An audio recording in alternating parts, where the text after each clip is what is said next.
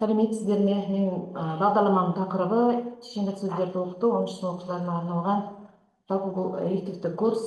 Мен Алматы қаласы Алатау ауданы Жүрек мектеп гимназияның қазақ тілі әдебиеті пәні мұғалімі Әзербаева Жібек Талғатовна. Жалпы бағдарламаның мақсаты шешендік сөздердің қасиетін, қоғамдық рөлін, ата-бабаларымыздан келе жатқан сөз маржанын жаңа қоғамның білім алушыларына жүйелі таныту, таза мазмұнда сөйлеу тілін дамыту, жанр түрлерін айқындай отырып, қазақтың қастерлі сөздерін тереңдігіне үңілдіру, оқушының сөздік қолданысына енгізу, оқу сауаттылығын жетілдіру.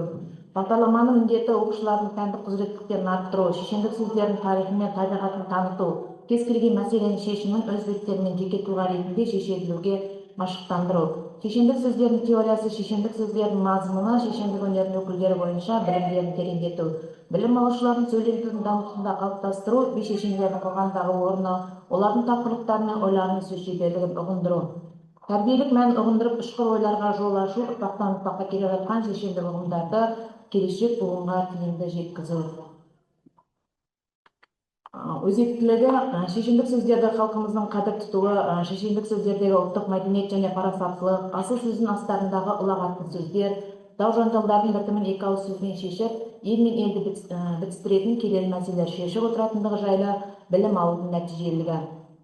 Қазіргі таңда барлық оқу орындарында енгізіліп жатқан инновациялық технологиялар оқу, білім алу үдерісіндегі әдістемелерге озық, жаңаша тұрғыдан қарап, оны үзбей жаңғыртылуына керекті бағдарламаның бірі болып табылады. Оқыту мақсаттарын бейін шеңберіндегі оқыту нәтижелеріне айналдыру, оқыту ақпараттық жүйелеу, құндылық бағдарлау, интеграциялар негізінде жасалған. Бағдарлама оқушылардың жеке білім беру сұраныстарын қанағаттандырып, ойын және бәсекелестік арқылы ұжымшылық пен жауапкершілік сезіміне тәрбиелейді.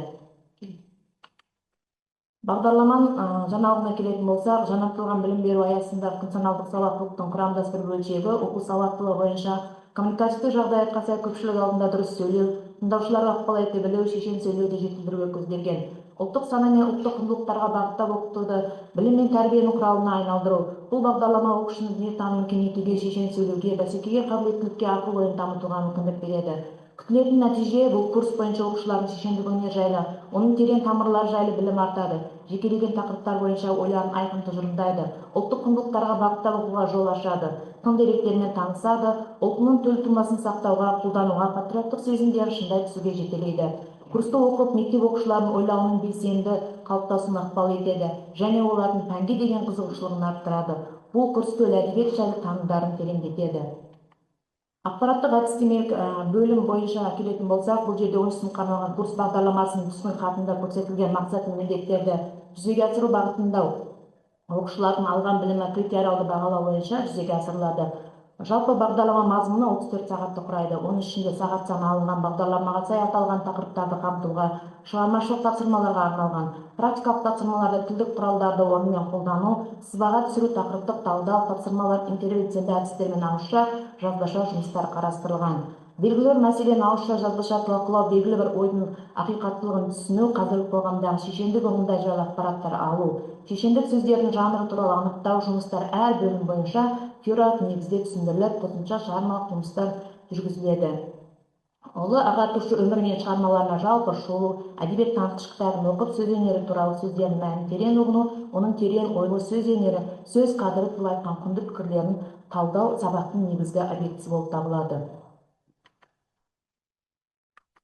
Жалпы пән мазмұны белгілі спиралды қағидаттан беріліп отырады. Блум таксономиясы бойынша жоспарлы оқу мақсаттарының иерархиясы бір білім беру аясындағы және пәнаралық байланыстарды жүзеге асыру мақсатында ортақ тақырыптардың берілуі, оқытудың тәрбиелік әлеуетін арттыру, оқушының адамгершілік рухани қасиетін қалыптастыру, білім беру деңгейлері аралығында пән бойынша сабақтастықты ескеру мүмкіндік беретін толық оқу курсы бойынша педагогикалық мақсат қою, бөлімдердің мазмұнымен ұсынылған тақырыптардың уақыт талабына сәйкес келуі, әлеуметтік дағдылар қалыптастыруға назар аударылуы, оқытудағы жүйелік әрекеттік ұстаным сияқты белсенді оқу әрекеттерімен бірге бір жүйеде құралған. Оқушылардың білімін бағалау оқыту үрдісіне тұрақты жүргізіліп отырады, оқушылардың мүмкіндіктерін және қиындықтарын анықтау, оқудағы жетістіктер мен дамуына ықпал ету, ынталандыру мақсатында қалыптастырушы бағалау қолданылады.